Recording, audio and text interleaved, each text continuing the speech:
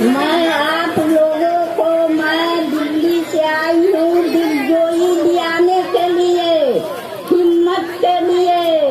आप लोग के साथ हम हैं। मोदी ने काला कानून जो लाए CANRC वो उनका नहीं चलेगा, नहीं चलने देंगे, नहीं चलने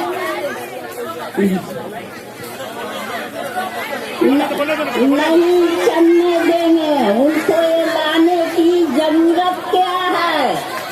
कोई दरकार नहीं था लाने के लिए। गांधी जी ने, झांसी की रानी ने, नेहरू जवाहरलाल ने आजादी दे गए थे। उनको लाने की ये सब जरूरत क्या थी? हिंदू मुसलमान सिख ईसाई भाई भाई सब में तोड़ने का वो काम करते हैं, तोड़ने नहीं देंगे। सब भाई हम एक हैं, एक बन के हमेशा से रहे हैं, हमेशा रहेंगे। नहीं तोड़ने देंगे ये चीज को। भाई सब है।